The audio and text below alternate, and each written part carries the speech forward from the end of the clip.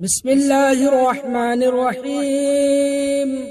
الرحمن علم القرآن، خلق الإنسان علمه البيان. الشمس والقمر بحسبان، والنجم والشجر يسجدان. والسماء رفعها ووضع الميزان، ألا تطغوا في الميزان وأقيموا الوزن بالقسط ولا تخسروا الميزان. والأرض وضعها للأنام، فيها فاكهة والنخل ذات الأكمام، والحب ذو العصف والريحان. فبأي آلاء ربكما تكذبان؟ خلق الإنسان من صلصال كالفخار، وخلق الجان من مارج من نار. فبأي آلاء ربكما تكذبان؟ رب المشرقين ورب المغربين،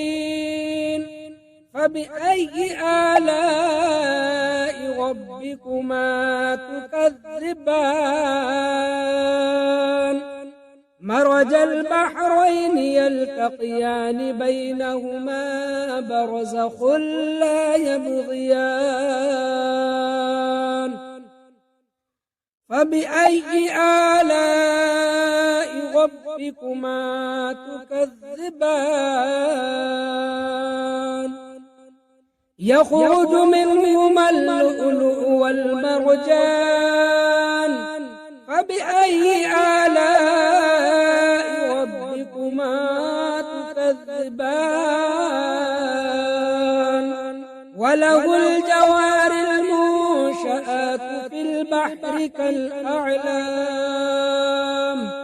فبأي آلاء ربكما تكذبان؟ كل من عليها فان،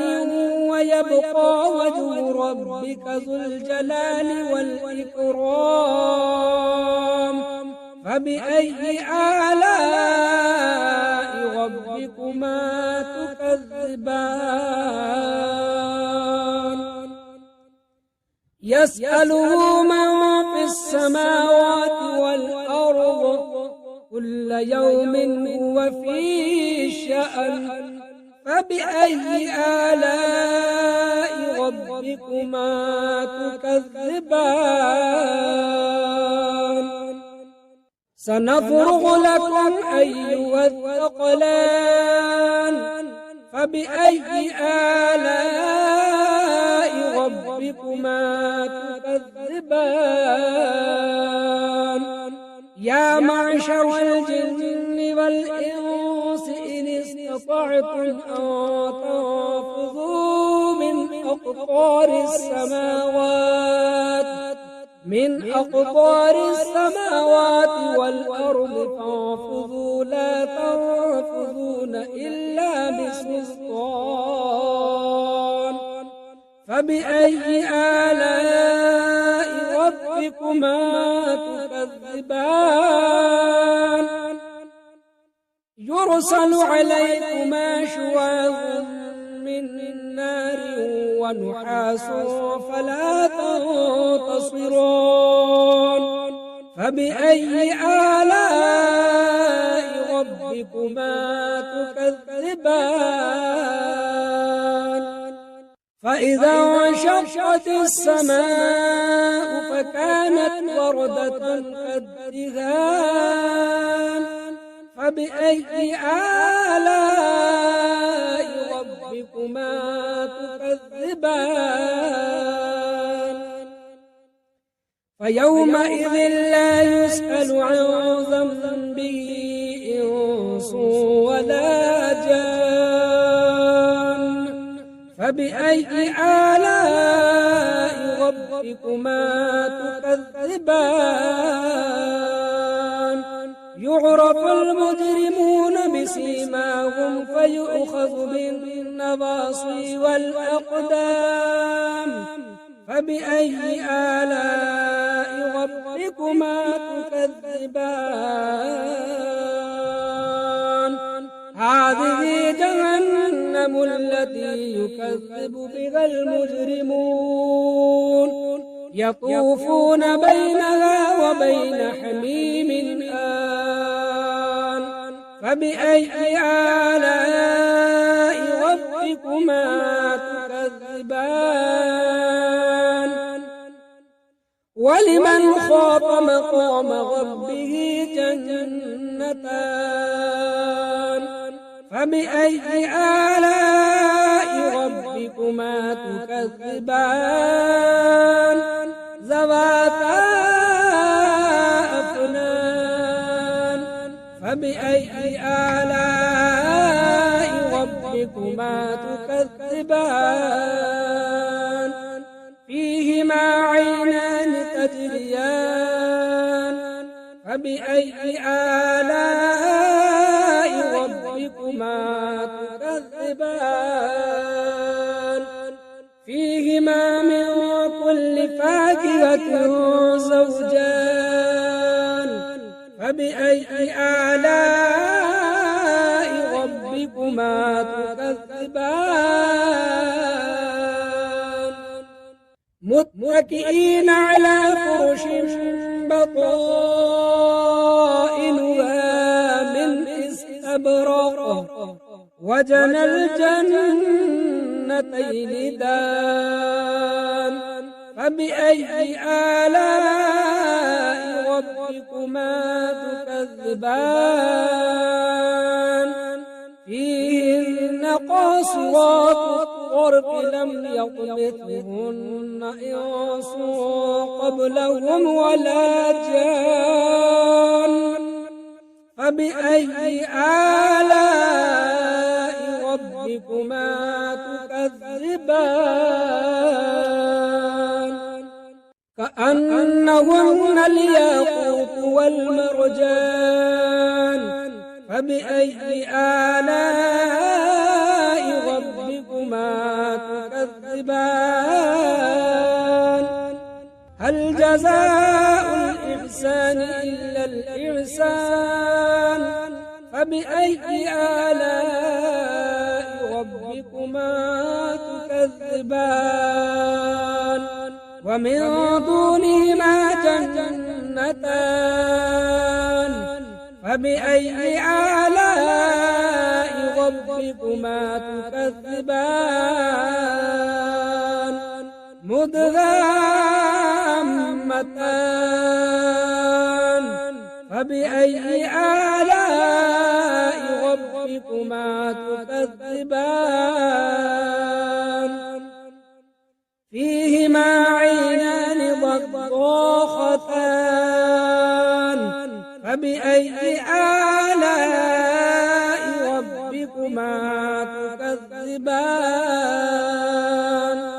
فيهما فاكهة ونخل ورمان فبأي آلاء ربكما تكذبان فيهن خيرات حسان فبأي آلاء ربكما تكذبان حور مقصورات في الخيام فبأي آلاء ربكما تكذبان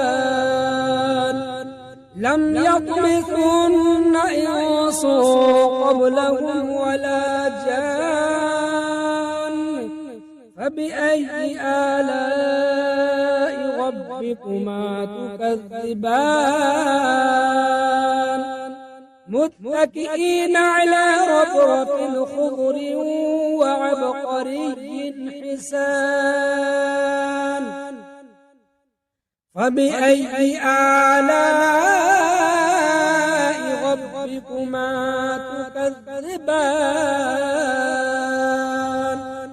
تبارك اسم ربك ذي الجلال والإكرام أعوذ بالله من الشيطان الرجيم بسم الله الرحمن الرحيم ياسين والقرآن الحكيم إنك لمن المرسلين على صراط مستقيم تنزيل العزيز الرحيم لتنذر قوما ما أنذر آباؤهم فهم غافلون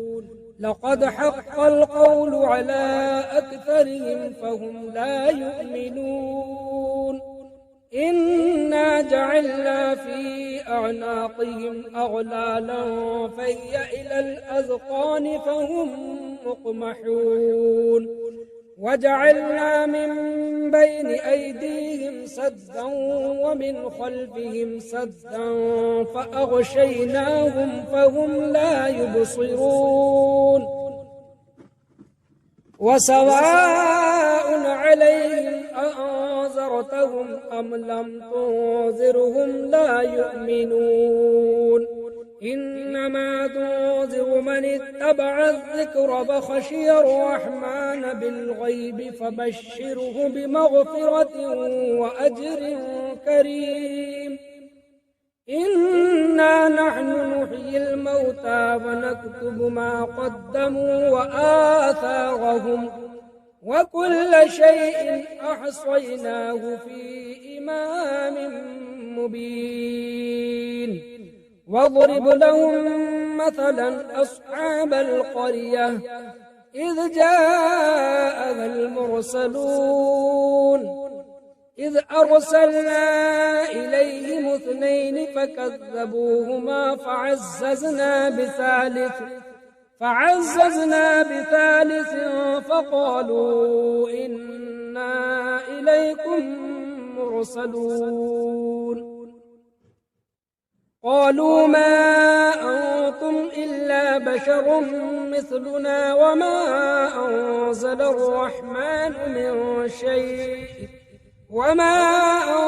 الرحمن من شيء إن أنتم إلا تكذبون قالوا ربنا يعلم إنا إليكم لمرسلون وما علينا إلا البلاغ المبين قالوا إنا تطيرنا بكم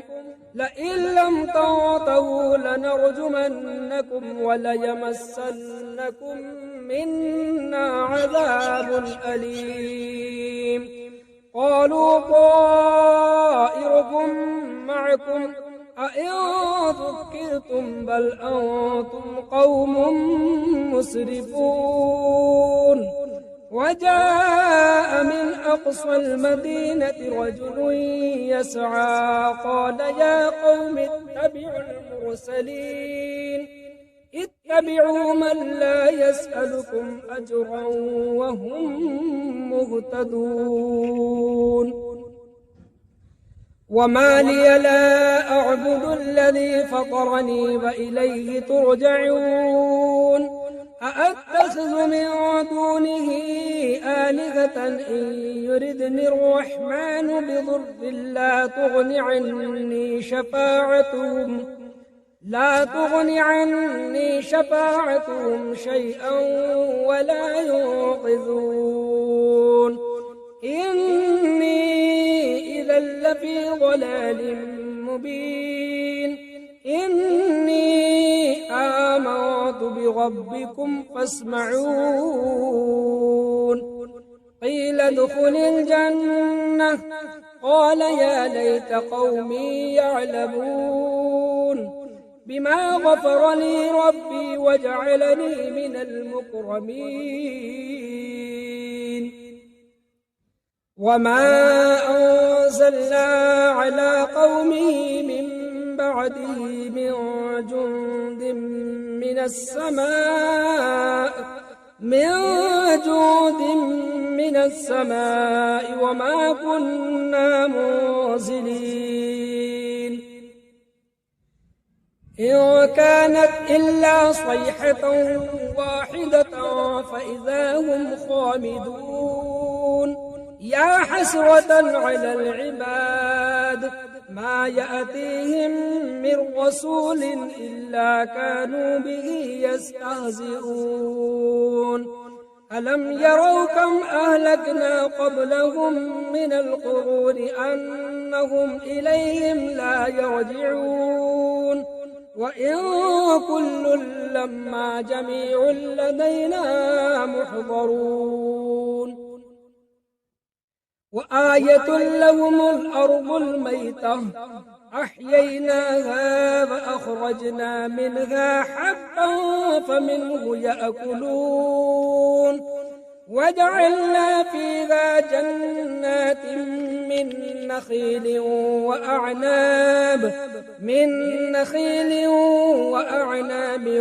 وفجرنا فيها من العيون ليأكلوا من ثمره وما عملته أيديهم أفلا يشكرون سبحان الذي خلق الأزواج كلها مما تنبت الأرض ومن أنفسهم ومما لا يعلمون وآية لهم الليل نسلخ منه النهار فإذا هم مظلمون والشمس تجري لمستقر لها ذلك تقدير العزيز العليم والقمر قدرناه منازل حتى عاد كالعرجون القديم لا الشمس ينبغي لها أن تدرك القمر ولا الليل سابق النهار وكل في فلك يسبحون وآية لهم أنا حملنا ذريتهم في الفلك المشحون وخلقنا لهم من مثله ما يركبون وإن نشأ نغرقهم فلا صريخ لهم ولا هم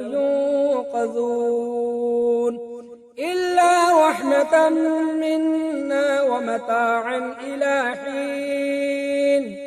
وإذا قيل لهم اتقوا ما بين أيديكم وما خلفكم لعلكم ترحمون وما تأتيهم من آية من آيات ربهم إلا كانوا عنها معرضين وإذا قيل لهم أنفقوا مما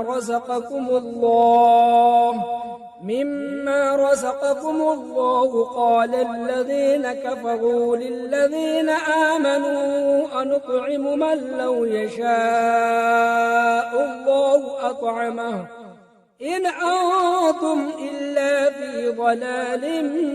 مبين ويقولون متى هذا الوعد إن كنتم صادقين ما ينظرون إلا صيحة واحدة تأخذهم وهم يخصمون فلا يستطيعون توصية ولا إلى أهلهم يرجعون ونفخ في الصور فإذا هم من الأجداث إلى ربهم ينسلون قالوا يا ويلنا من بعثنا من مرقدنا هذا ما وعد الرحمن وصدق المرسلون إن كانت إلا صيحة واحدة فإذا هم جميع لدينا محضرون فاليوم لا تظلم نفس شيئا ولا تجزون إلا ما كنتم تعملون إن أصحاب الجنة اليوم في شغل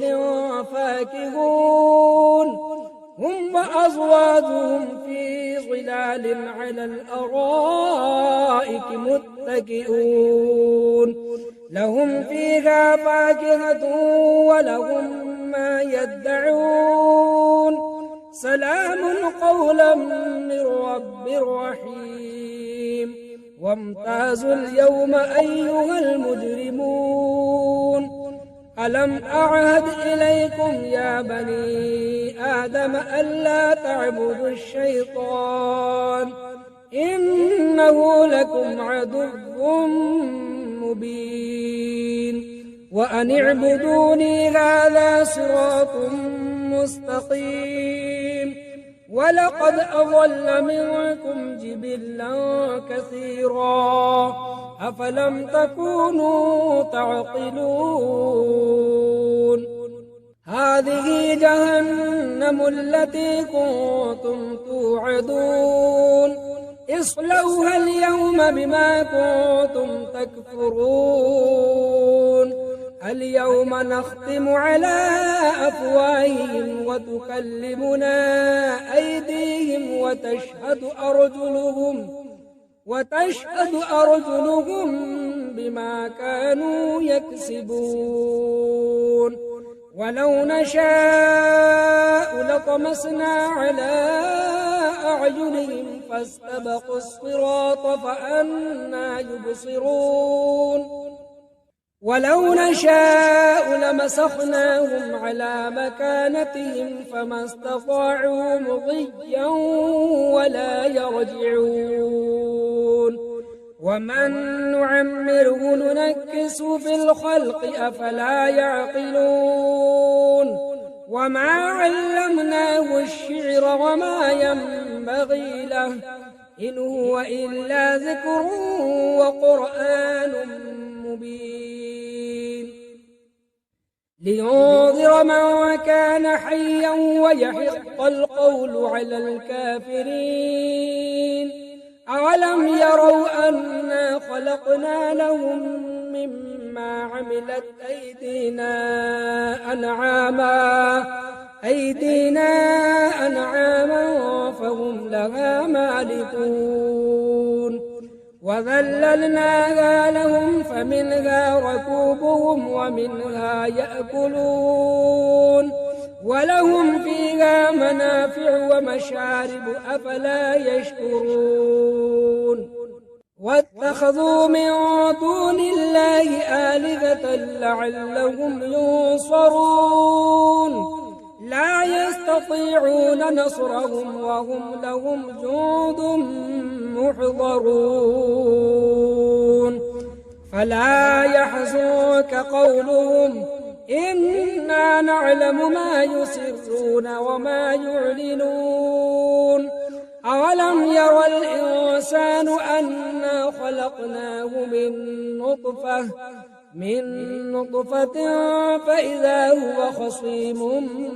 مبين وضرب لنا مثلا ونسي خلقه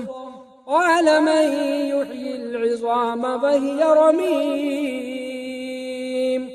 قل يحييها الذي أنشأها أول مرة وهو بكل خلق عليم الذي جعل لكم من الشجر الأخضر نارا فإذا أنتم منه توقدون أوليس الذي خلق السماوات والأرض بقادر على أن يخلق مثلهم بلى وهو الخلاق العليم إنما أمره إذا أراد شيئا إذا أراد شيئا أن يقول له كن فيكون فسبحان الذي بيده ملكوت كل شيء وإليه ترجعون